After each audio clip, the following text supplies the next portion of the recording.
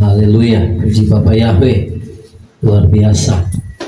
Shalom saudara semua. Halo. Selamat malam ya Bapak Ibu Saudara yang dikasih di dalam Elohim kita Yeshua HaMashiach, baik yang ada di tempat ini maupun Bapak Ibu Saudara yang menyaksikan lewat live streaming di Facebook. Puji Bapak Yahweh, kita semua boleh merasakan bagaimana hadirat Bapak Yahweh yang sungguh dahsyat di tengah kita. Amin. Amin. Ya, puji Bapak Yahweh, saya juga menyambut kembali Bu Naomi yang sudah, puji Bapak Yahweh, dengan pertolongan dari Bapak Yahweh bisa melahirkan ya, dan dengan baik, dan anaknya juga dalam keadaan sehat. Puji Bapak Yahweh. Amin. Semua karena kasih kemurahan dari Bapak Yahweh. Amin. Amin. Nah, Bapak Ibu, saya merenungkan bahwa memang perjalanan kita sebagai orang percaya itu tidak selalu kita ada di atas memang. Kadang kita ada di lembah, saudara. Saya juga merasakan dahulu juga merasakan bagaimana suka dukanya kita mengikut Bapak Yahweh. Tapi seringkali kalau sebagai manusia, kalau kita lagi dalam keadaan berduka cita, lagi dalam keadaan yang susah, kadang di saat doa-doa kita belum dijawab, kadang mungkin sukacita kita berkurang, kadang juga mungkin kerajinan kita menjadi kendor, kita mungkin jadi malas mau beribadah, malas baca firman, malas berdoa, karena kita berpikir sepertinya kok sia-sia apa yang saya lakukan. Saya mau bilang Bapak Ibu begini, bahwa saya pribadi pun mengalami hal yang sama, tapi saya mendapatkan satu kunci atau rahasia di dalam mengikut Bapak Yahweh, bagaimana supaya hati kita itu tetap teguh berpegang kepada kebenaran firman. Caranya bagaimana? Jadi Ruach HaKodes mengajarkan saya begini, kalau kamu mau mengikut Bapak Yahweh, jangan pakai perasaanmu, karena perasaan manusia seringkali berubah-ubah. Betul? Ya.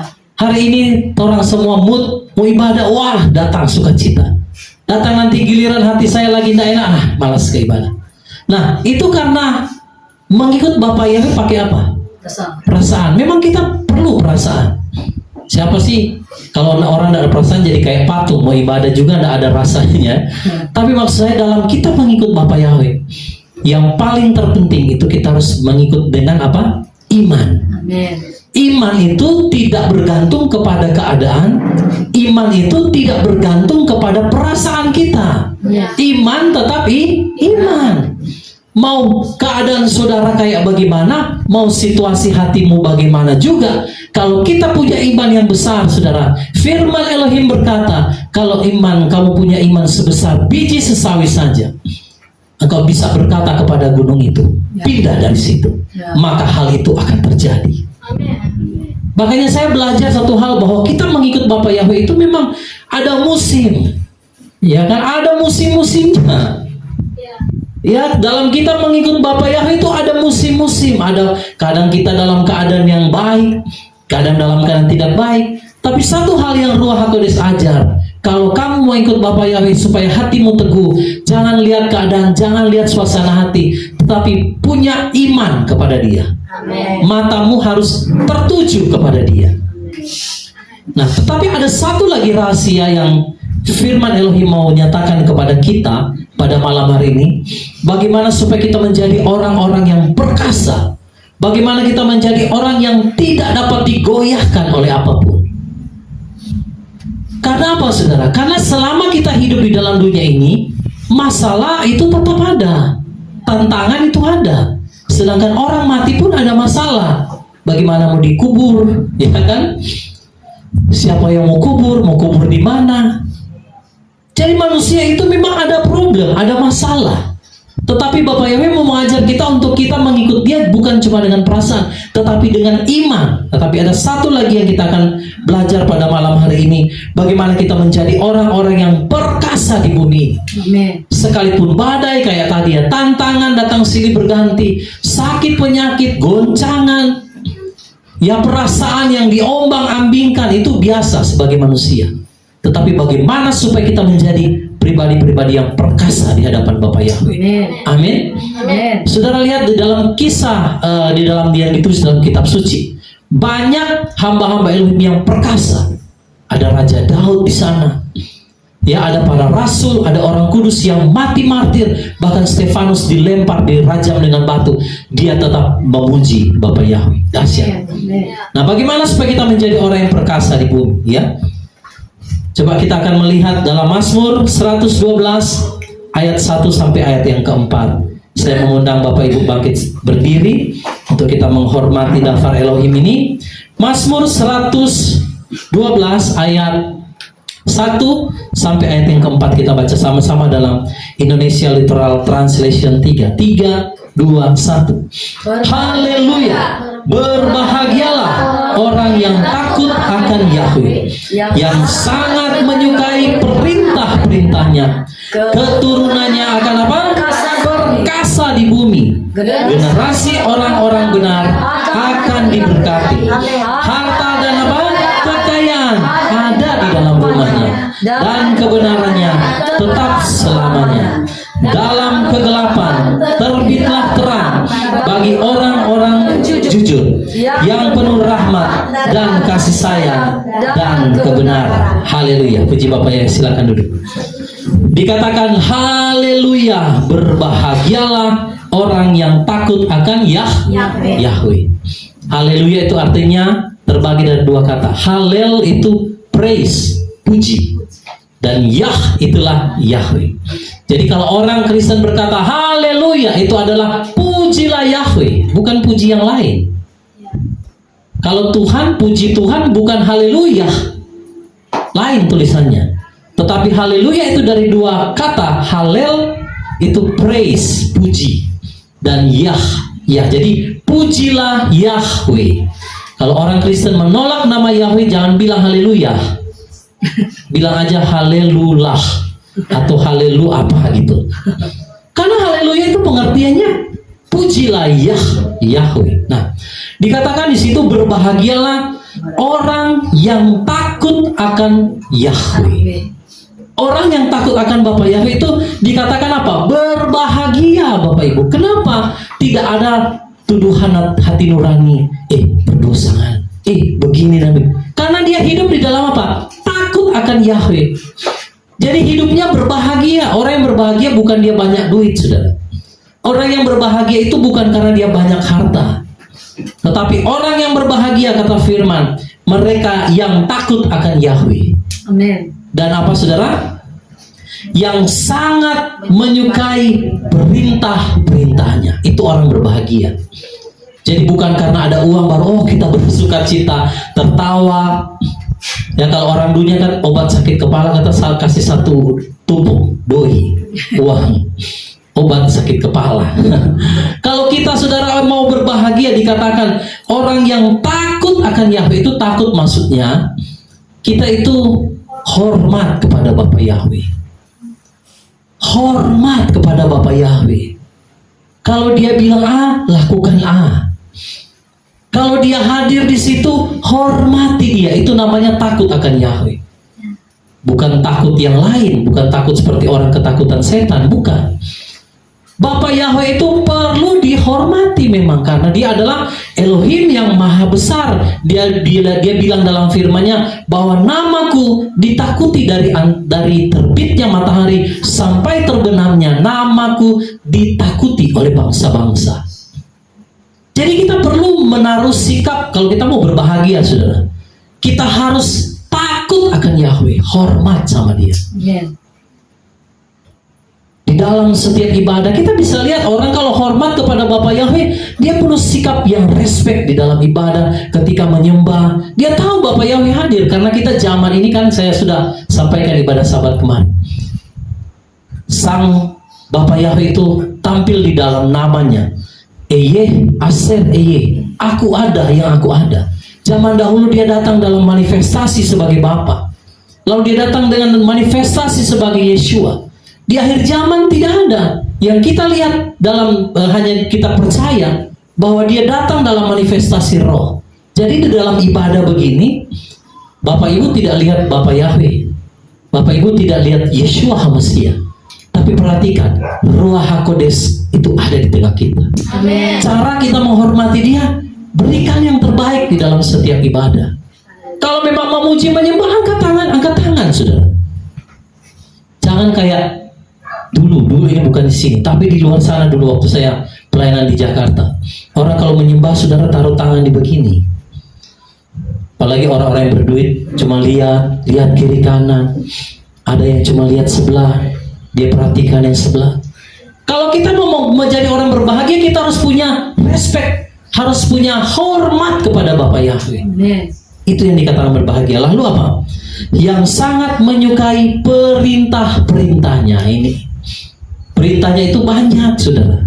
Kalau orang mau berbahagia, dia harus menyukai perintahnya. Jangan saudara baca firman, aduh ini perintah berat ya, sabat, perhentian, aduh mesti menguduskan, aduh berat. Nah, itu bukan orang berbahagia.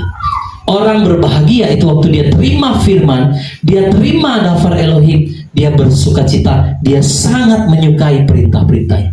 Raja Daud menulis dalam Mazmur, ketika aku bertemu dengan firman-Mu, aku menikmatinya. Ada kan kalau orang datang gereja, kalau pendeta khotbah sudah terlalu lama, gelisah dia punya hati. Mulai duduk kiri kanan, saudara. Mulai tengok kiri kanan. Karena apa? Karena tidak enjoy dengan firman. Nah, kalau kita mau berbahagia, saudara, dikatakan kita menyukai perintah-perintahnya. Amin. Bapak Ibu tidak bosan dengan firman Elohim. Amin. Amin. Yang lebih berat itu yang menyampaikan. Satu minggu kayak saya harus berdoa, saya harus bertanya sama Bapak Yahweh. Satu minggu harus persiapkan khotbah 3 kali. Kalau belum ada yang lain-lain, saudara. Jadi kita harus menyukai perintah-perintahnya. Jangan kalau kita mau berbahagia ya kita harus suka. Kalau dibilang berhenti dalam segala pekerjaan kita, carilah Bapak Yahweh, maka kita harus nikmati itu. Amin. Itu orang yang mau berbahagia. Lalu apa, saudara? Kalau kita di situ dikatakan takut akan Yahweh dan menyukai perintah-perintahnya, saudara lihat di situ ayat yang kedua. Apa hasilnya? Kalau orang itu sangat menghormati Bapa Yahweh dan dia menyukai perintah-perintahnya, nah ini hasilnya. Keturunannya akan apa? Berkasa di bumi. Dahsyat sekali. Dan dikatakan generasi orang-orang benar akan diberkati. Perkasa, saudara. Bayangkan. Ya, Ibu Naomi baru melahirkan seorang anak laki-laki. Anak laki-laki itu di dalam penggambaran orang Israel itu yang menerima warisan, gambaran kekuatan. Jadi keturunan orang benar dikatakan yang menghormati Bapa Yahweh, yang takut Bapa Yahweh, yang menyukai perintah-perintah, dikatakan keturunannya perkasa di bumi. Amin. Perkasa itu berbicara apa, saudara? Luar biasa, kuat. Ya. Coba lihat dulu di bahasa aslinya. Nah, perkasa itu dalam bahasa aslinya itu Gibor. Kalau Elohim kita itu kan Elohim yang perkasa, El Gibor. Artinya dia Elohim yang perkasa. Nah, kalau orang yang takut akan Bapa Yahweh, yang mencintai firman-Nya, dia juga dikatakan apa? Gibor. Perkasa, sama-sama katakan Gibor. Gibor. Saya adalah Gibor. Saya adalah Gibor. Orang yang perkasa. Orang yang perkasa. Karena apa, saudara? Karena takut akan Bapa Yahweh, mencintai firman-Nya. Kalau saudara nggak belajar mencintai firman, tidak belajar untuk mentakut kepada Bapa Yahweh, hormat kepada Dia dan taat perintahnya, jangan berpikir saudara bisa berbahagia. Makanya orang Kristen, orang percaya selalu maunya diberkati, tapi giliran disuruh taat perintah tidak mau, saudara.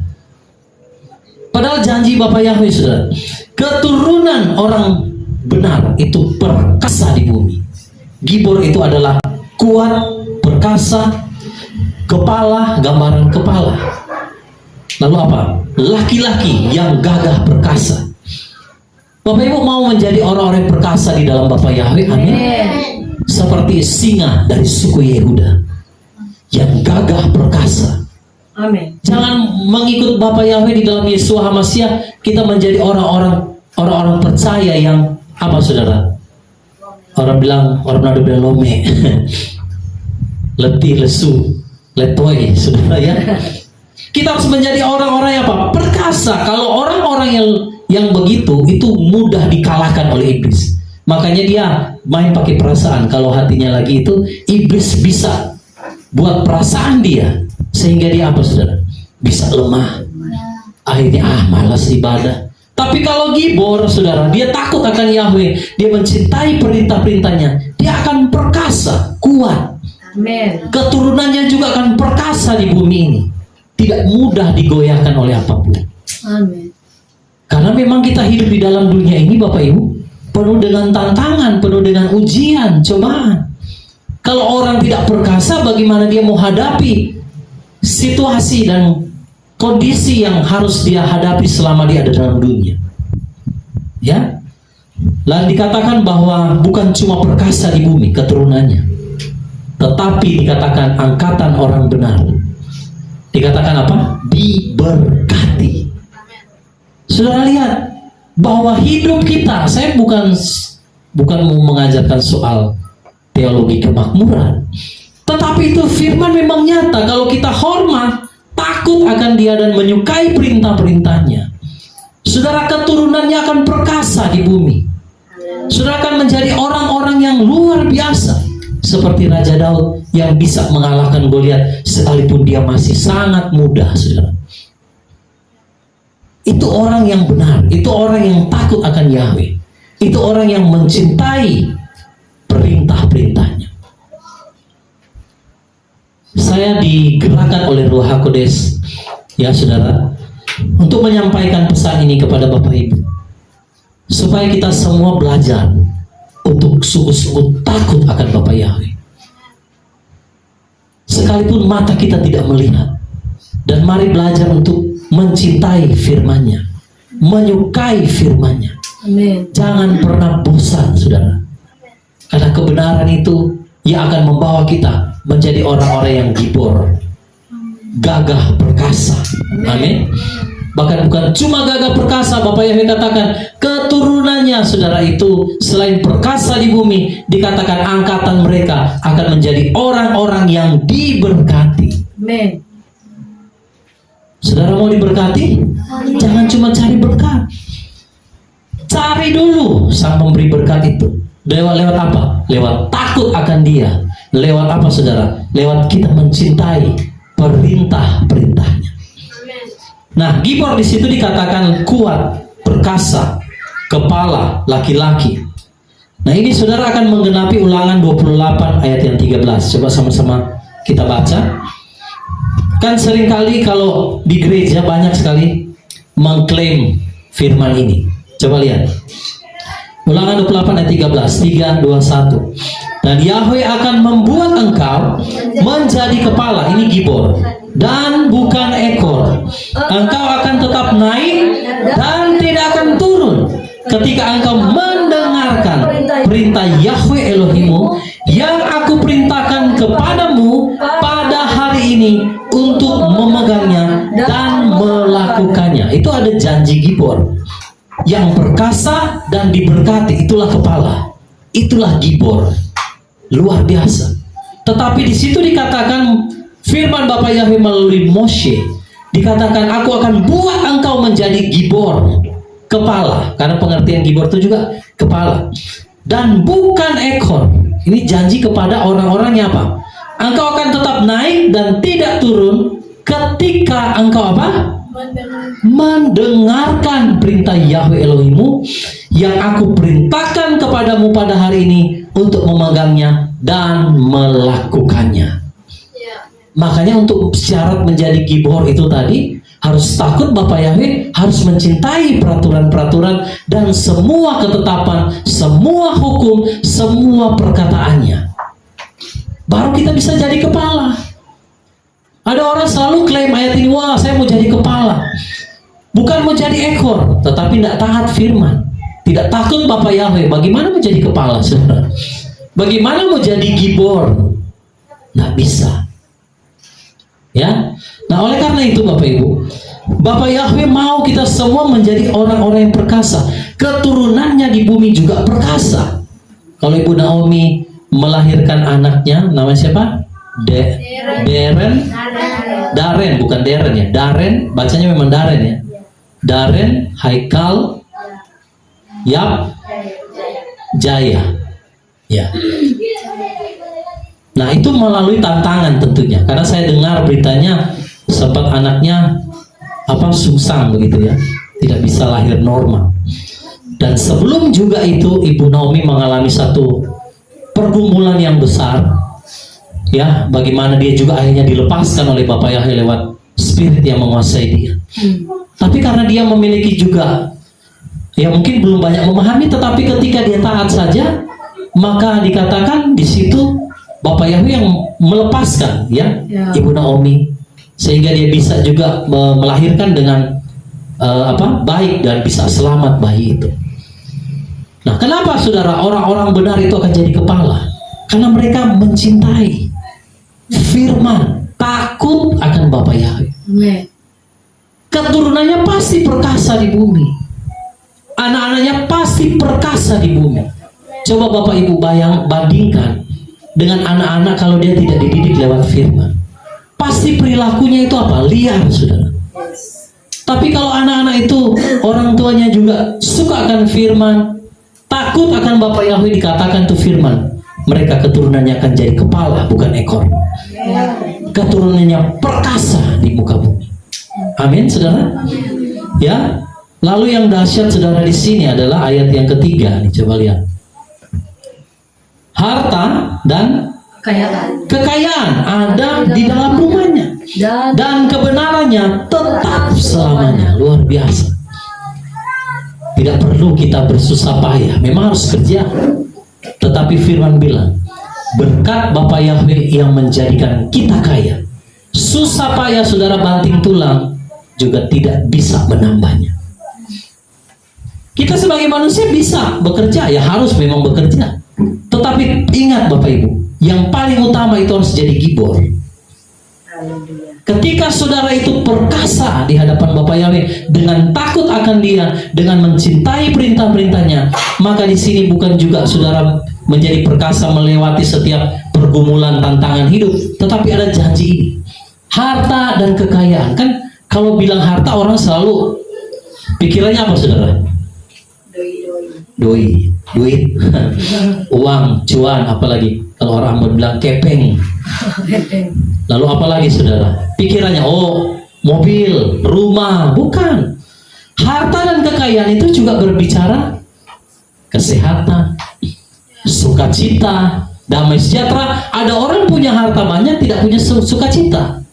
Ada orang punya harta banyak tapi tidak ada damai sejahtera, tidak sia-sia juga. Lebih baik kita pas-pasan saudara, tetapi kita itu penuh damai sejahtera, penuh dengan sukacita. Amin. Amin. Untuk apa punya uang banyak saudara tapi tidak ada damai sejahtera, tidak ada sukacita di dalam hidup dia? Untuk apa? Tidak berguna semua kekayaan itu. Dulu saya lama melayani di Jakarta, saya banyak melayani orang-orang yang punya uang saudara, tetapi hidupnya tidak pernah tenang, tidak ada damai sejahtera, tidak ada sukacita karena jauh dari Bapak Yahweh. Ketika mereka belajar untuk taat dan setia, baru mereka boleh merasakan bahwa memang betul uang, harta, jabatan tidak dapat membuat kita bersukacita selain kalau kita benar-benar takut Bapak Yahweh dan mentaati perintah-perintah. Amin. Amin, saudara. Amin. Jadi kalau kita bicara harta dan kekayaan itu jangan selalu berpikiran itu hanya uang. Bapak Yahweh kasih kesehatan itu juga sudah harta. Amin. Amin. Karena banyak orang di luar sana saudara tinggal pasang selang, infus. Kadang saudara orang kalau dia sudah mau mati baru dia mau cari Bapak Yahweh. Saya berkali-kali kalau lain orang di rumah sakit saudara, istrinya panggil saudara. Saya tanya, ini sudah berapa lama ini Bapak? Oh sudah 1 bulan Pak. Oh sebelumnya sudah apa? Pertama sudah tindakan medis, tidak berhasil, sudah dibawa ke orang pintar, tidak juga berhasil, balik lagi ke rumah sakit, akhirnya semua mati, baru dia telepon hamba Elohim. Selalu yang terakhir, jadi ban serep saudara. Ya. Bagaimana dia mau menjadi perkasa di dalam Bapak Yahweh kalau punya yang begitu? Makanya kita itu Bapak Ibu, kalau mau jadi orang perkasa, jangan sekali-kali kita mengandalkan kekuatan kita. Jangan sekali-kali kita mengandalkan kekuatan-kekuatan yang lain. Apalagi kita berpegang kepada tradisi dan adat istiadat nenek moyang. Itu sangat dibenci oleh Bapak Yahweh. Karena dalam kitab Yeremia ditulis, terkutuklah orang yang mengandalkan apa? Manusia. Yang hatinya menjauh. Bukan cuma yang mengandalkan manusia yang dikutuk, tetapi yang hatinya menjauh, yaitu tadi tidak mencintai firman-Nya, tidak takut Bapak Yahweh. Hatinya sudah jauh. Sekalipun mungkin dia masih tetap ibadah, tapi cuma rutinitas, Bapak Ibu. Orang begini tidak bisa jadi gibor, gagah perkasa. Tetapi firman bilang, diberkatilah dia yang apa? Mengandalkan Yahweh. Amin. Yang selalu menaruh pengharapannya kepada Bapak Yahweh. Kita semua boleh bekerja, sekolah, tetapi yang paling terutama itu Bapak Yahweh harus jadi utama. Amin. Karena kalau kita mau jadi orang yang perkasa, itu syaratnya. Tetapi kembali lagi pilihan di tangan saudara sekalian. Ya. Bapak Yahweh juga tidak mau memaksa. Dan Musa bilang sama bangsa Israel, kalau kamu memperhatikan perintah-perintah yang aku sampaikan hari ini, maka kamu akan menjadi kepala, bukan ekor. Kamu akan naik dan kamu tidak akan turun. Jadi dalam hidup ini Bapak Ibu, ada yang namanya pilihan. Makanya orang bilang, hidup ini apa? Pilihan. Orang masuk neraka, saudara, itu karena pilihan dia juga. Ya, tidak ada orang masuk neraka karena kecelakaan, ya. Tetapi orang masuk neraka itu karena apa? Pilihan. Pilihan, ya. Jadi ada harta kekayaan di dalam rumahnya. Dan apa saudara? Ini yang luar biasa. Kebenarannya tetap selama-lamanya. Luar biasa. Kebenaran ini apa? Ada yang tahu nggak kebenaran? Yohanes 17 ayat 17. Firman-Mu adalah kebenaran. Nah, apa akibat kalau kebenaran atau firman itu tinggal tetap selamanya dalam hidup kita? Nah ini, coba lihat Yesaya 32 ayat 17. Ini kalau kebenaran itu tinggal dalam kita, karena kita mengasihi Bapak Yahweh dan perintah-perintahnya, dan takut akan Bapak Yahweh, maka kebenaran tinggal selama-lamanya. Nah, akibat daripada kebenaran, coba lihat Yesaya 32 ayat 17, 3, 2, 1. Dan pekerjaan kebenaran akan menghasilkan damai sejahtera dan pelayanan kebenaran, memelihara ketenangan dan ketentraman untuk selamanya. Artinya, kalau kebenaran itu selamanya dalam hidup kita, maka dia akan menghasilkan yang namanya apa? Damai sejahtera. Sepanjang hidup kita tidak ada tuduhan, tidak ada intimidasi, tidak ada ketakutan, tidak ada yang namanya kekhawatiran, karena damai sejahtera Elohim. Ya makanya salah satu nama, gelar bukan nama, dari Elohim kita itu kan Elohim, yaitu Yahweh Shalom. Shalom itu apa? Damai sejahtera. Damai sejahtera. Bukan shalom. Bukan SY, SH, Shalom. Karena kalau perkataan bahasa Ibrani itu salah satu huruf, pengertiannya akan jadi lain. Kalau saudara bilang Shalom, itu artinya peace, damai sejahtera. Tapi kalau kita rubah hanya itu jadi Y, jadi Shalom, itu pengertiannya jadi berbeda. Shalom, damai sejahtera. SY, Shalom, lubang ular. Nah, kalau yang belajar bahasa Ibrani pasti tahu. Makanya satu kata itu sangat pengaruh. Makanya kalau Bapak Ibu mau ucapkan Shalom, ya Syah, Syah. Itu coba sama-sama bilang Syah. Supaya jangan bilang Shalom salah, saudara. Syah, ucap dulu Syah. Supaya nanti saudara bilang Shalom. Coba bilang kiri kanan Shalom. Jangan Shalom, Syah. Syah dan Syah beda. SHA bukan SYA, bukan, beda saudara. Nah banyak orang percaya tidak mengerti, makanya nama gereja-gereja Gereja Shalom, Gereja Lubang Ular. Ya itu memang bahasa Ibrani begitu. Mesti hati-hati saudara, ya kan? Nah jadi kalau kita ada kebenaran, dikatakan kebenaran itu akan memelihara ketenangan, damai sejahtera, tentram. Nah, nama Bapak Yahweh itu kan salah satu gelarnya Yahweh Shalom. Shalom itu damai sejahtera, betul? Nah, dalam kitab Yakobus ditulis, semoga damai Elohim, damai sejahtera menghancurkan iblis di bawah telapak kakimu. Artinya begini, kalau Bapak Ibu tidak punya kebenaran, saudara tidak punya damai sejahtera, betul? Ya. Kalau tidak ada damai sejahtera, jangan mimpi saudara, kita buat iblis totofore. Oh, nggak bisa. Nggak ada damai sejahtera, bagaimana mengalahkan iblis? Iblis bilang, "Ngana siapa? Sama-sama. Betul. Siapa?" Nah, karena nggak ada kebenaran, nggak punya kebenaran. Masa mau mengusir iblis? Makanya dalam kisah kitab suci ada anak-anak Skewa, ya kan? Ya. Tidak hidup dalam kebenaran, coba-coba mengusir setan. Setan telanjangi mereka, lari terbirit-birit, saudara. Setan bilang, Yeshua, aku kenal. Paulus, aku kenal. Tapi kamu siapa? Ditelanjangi, saudara. Karena tidak punya damai sejahtera, karena tidak ada kebenaran. Nah itu, tidak mencintai firman, tidak takut akan Bapa Yahweh. Orang kalau nggak takut Bapa Yahweh, saudara lari, bukan iblis yang lari terbirit-birit, dia yang lari terbirit-birit. Satu kali waktu di perumahan kami yang lama, itu ada seorang ibu di depan kerasukan setan. Semua dipanggil. Ustaz, mau siapa sudah dipanggil? Pendeta, semua dipanggil, tetap diludahin sama itu yang kerasukan setan. Bayangkan Bapak Ibu, datang satu ibu-ibu, wah semua sejak pendeta sudah menyerah, dia datang saudara, wah dia langsung ditelanjangi oleh itu setan itu. Dia bilang, "Hei, kamu usir saya, bertobat dulu, kamu tukang berzina." Langsung itu ibu dipermalukan, pulang saudara. "Kamu dengan suami orang," dia bilang langsung. Padahal ini setan kan tahu itu kehidupan orang ini. Walaupun kita di situ tidak tahu, termasuk saya juga tidak tahu kan.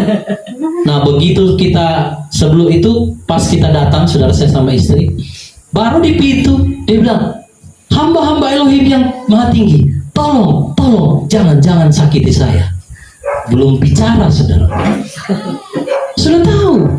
Nah jadi kalau kita mau punya kuasa saudara, menjadi gibor, orang yang perkasa di bumi, kita harus punya yang namanya damai sejahtera. Damai sejahtera itu dihasilkan dari apa? Kebenaran, harus hidup dalam firman, harus takut Bapa Yahweh, baru bisa.